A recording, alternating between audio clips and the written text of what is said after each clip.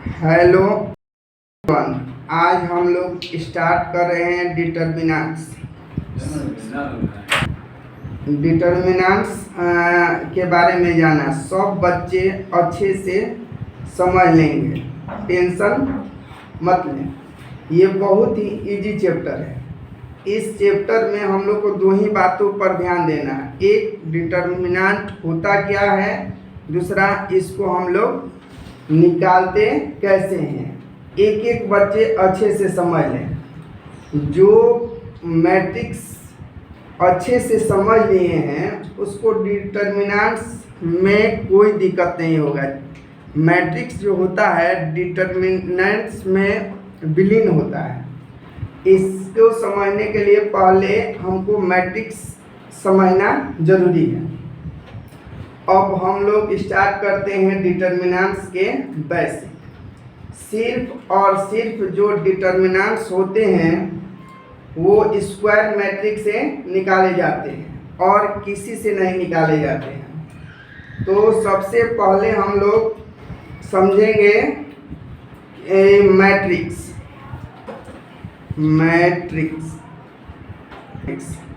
ये हम लोग को तीन ही प्रकार का इस लेसन में पढ़ना है। पहला पढ़ना है ऑर्डर्ड 1 गुणे 1, फर्स्ट पढ़ना है। और सेकेंड इसमें हमको पढ़ना है 2 गुणे 2, माने ऑर्डर्ड 2 इंटू 2। थर्ड हमको पढ़ना है इसमें 3 गुणे 3 ऑर्डर। ऐसे हम लोग को बहुत सारा पढ़ना है। ऐसे हम लोग इसको भी ज्ञात कर सकते हैं 4 गुणे 4 ऑर्डर। लेकिन ये हम लोग का सिलेबस में नहीं है, ये सिलेबस का बाहर का है। लेकिन हम लोग सिर्फ आज सिलेबस ही पढ़ेंगे। लेकिन हम लोग उतना ही पढ़ेंगे जितना हम लोग के सिलेबस में है। फर्स्ट, डिटर्मिनेंट्स होता क्या है इसके बारे में हम लोग पहले समझें। मान लीजिए डिटर्मिनेंट्स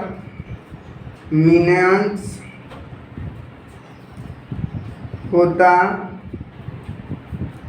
क्या है, इसको पहले हम लोग समझेंगे। इसको समझने के लिए फर्स्ट ये होता है 4 3 4 5। इसका जो वैल्यू दिया रहता है, एसोसाइड जो दिया रहता है वो मान लीजिए कि 8 है।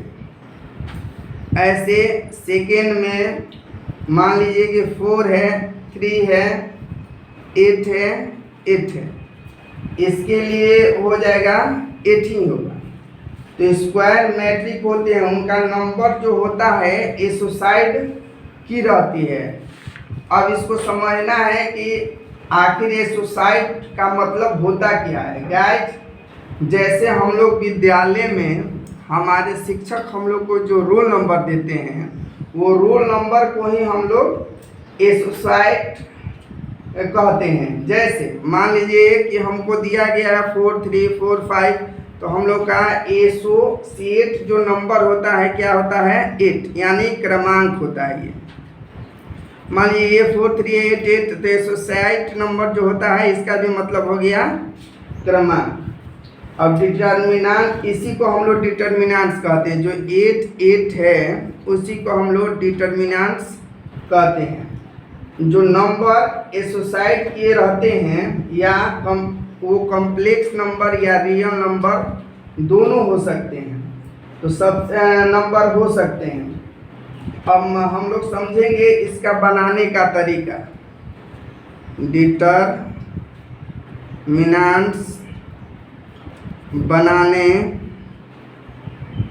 बनाने के तरीके।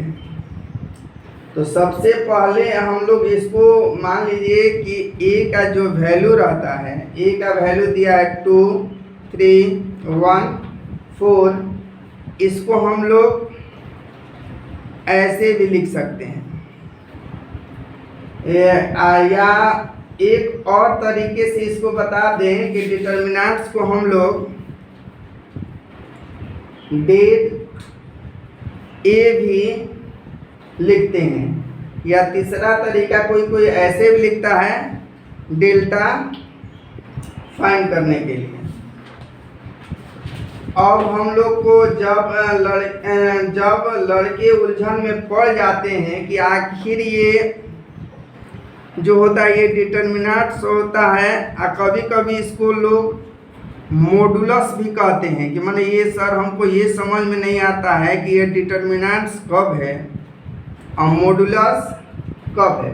इसके लिए हम लोग मान लेते हैं जब ए को हमको फाइंड करना रहता है, ए को जब फाइंड करना रहता है तो उसको हम लोग कहते हैं कि ये जो होता है डिटर्मिनेंट्स होता है, डिटर्मिनेंट्स रहता है। लेकिन जब ये फाइंड नहीं करना होता है, एक्स स्क्वायर माइनस 2x रहेगा, इसके अंतर्गत ए नहीं रहेगा। ए को तो डिटर्मिनेंट्स हम लोग कहते हैं, लेकिन एक्स स्क्वायर माइनस 2x को हम लोग क्या कहेंगे, इसको मॉडुलस कहेंगे। इसको हम लोग मॉडुलस कहते हैं। ये तो आप लोग को अच्छे से डिटर्मिनेंट्स और मॉडुलस में अंतर समझ में आ गया होगा। कहना है कि आखिर हम लोग इसके अंदर क्या है, इसे ही मतलब एक्स स्क्वायर माइनस 2x को ही हम लोग मॉडुलस कहते हैं। अब डिटर्मिनेंट्स को ज्ञात करने के लिए सबसे पहले तो फाइंड डिटर्मिनेंट्स, इसको हम लोग तीन ही पढ़ना है हमको। फर्स्ट जो पढ़ना है उसमें हमको पढ़ना है डिटर्मिनेंट्स 1 गुणे 1। सेकेंड जो हमको पढ़ना है 2 इंटू 2। थर्ड हमको इसमें पढ़ना है 3 इंटू 3। अब हमको फर्स्ट के लिए क्या करना पड़ेगा, मान लीजिए determinants of A matrix ordered 1 1। इसके लिए हम लोग करेंगे क्या, मान लेते हैं ए का वैल्यू जो दिया है 2 है और 1 गुणे 1 ऑर्डर में है, 1 ऑर्डर में है। तो इसके लिए एक ही फार्मूला है कि जो वैल्यू ए का ऑर्डर 1 1 में रहता है वहीं उसका आंसर हो जाता है। जैसे ए बराबर 2 तो इसका वैल्यू 2 ही होगा। मान लीजिए कि ए बराबर 3 है, ये ऑर्डर में है कि इसका 1 गुणे 1, तो ए बराबर इसका ऑर्डर मतलब इसका आंसर हो जाएगा determinants 3। Determinants of matrix ordered 2 into 2। अब इसका मतलब हो गया कि ए का वैल्यू अगर दिया रहेगा, ए का वैल्यू है 2 3 4 5। अब इसको ज्ञात करने के लिए हम लोग को डिटर्मिनेंट्स ज्ञात करने के लिए हमको ऐसे गुणा करना पड़ता है, कैंची गुणा। तो इसमें 5 में 2 से करेंगे तो 5 इंटू 2 10 हो जाएगा, ये हो जाएगा 12। इसका आंसर जो होगा -2 हो जाएगा। इसी प्रकार इसमें एक और एग्जांपल दे देते हैं कि अच्छे से आप लोग को समझ में आ जाएगा। अब एक और एग्जांपल देते हैं 7 6 3 8। मान लीजिए कि हमको डिटर्मिनेंट्स ऑफ ए ज्ञात करना हो, तो 7 में 8 से गुणा करेंगे तो 56, 6 में 3 से करेंगे तो 18, 8 16 में से 8 जाएगा 8, 4 में से 1 जाएगा 4 में से 1 जाएगा तो 3। अब ये हम लोग का आंसर हो जाएगा। थर्ड हम लोग को डिटर्मिनेंट्स ऑफ मैट्रिक्स ऑर्डर्ड 3 के बारे में जानना है। मान लीजिए कि ए का जो वैल्यू है वो दिया रहेगा A11, A12, A13, इसके बाद हो जाएगा A21, A22, A23, A31, A32, A33। इसको थोड़ा सा आराम से इसको समझना है। इसको हम लोग समझने के लिए एक्सपेंडिंग एलोंग फर्स्ट, सेकेंड और थर्ड रो किसी से भी बना सकते हैं, किसी से भी बना सकते हैं। हम लोग रो 1 से बनाएंगे। हम लोग जो है रो 1 से बनाने का काम करेंगे। मान लीजिए कि ए डिटर्मिनेंट्स अगर हमको फाइंड करना हो तो उसमें सबसे पहले हम लोग A11, इसके लिए हो जाएगा A22, A32, A23, A33। इसको समझने के लिए इसको ऐसे कर लेते हैं, ढक लेते हैं, जिसका वैल्यू हमको फाइंड करना रहता है। जैसे A11, तो इसको C1 R1 को ढक लेंगे, जो बचेगा उसको हम लोग इसमें लिखते हैं। पहले तो यहाँ प्लस माइनस बाद में आप लोग को समझाएंगे कैसे होता है, लेकिन यहाँ पर जो होगा अब A12 होगा। A12 के लिए हम लोग ऐसे कर लेंगे, तो बचेगा क्या, A21, इसके बाद बच जाएगा A23, फिर बचेगा A31, फिर बचेगा A33। अब हम लोग A13 का मतलब हो गया इसको हमको ढकना है ऐसे, तो बचेगा क्या, A21, A31, A22, A32 ऐसे। और प्लस माइनस के लिए होता है जो ऑड होता है, अगर जोड़ने पर अगर इवन नंबर हो 1 1 तो ये प्लस हो जाएगा, अगर ऑड नंबर होगा 1 2 तो वो माइनस हो जाता है। फिर 1 3 जो है इवन नंबर है तो ये प्लस होगा, जब इवन होगा तो प्लस, ऑड होगा तो माइनस। अब हम लोग का वैल्यू ये प्लस की जगह पर क्या कर देंगे, माइनस। अब इसको फाइंड करने के लिए सबसे पहले तो हम लोग को ये तो समझ में आ गया कि इस रूप में हम लोग हल करेंगे। फिर इसको गुणा करने के लिए A11, ये तो आप लोग पहले ही समझे हैं कि A22 में गुणा करेंगे A33 माइनस A32 में गुणा करेंगे हम लोग A23, फिर ये हो जाएगा माइनस A12 में गुणा करेंगे किससे, A21 में A33 माइनस A31 में गुणा करेंगे हम लोग A23। अब लास्ट स्टेप जो है A13 है, A13 का मतलब हो गया गुणा करेंगे हम लोग A21 A3 A21 A32 minus, अब इसमें हो जाएगा A31 में गुणा करेंगे हम लोग A22।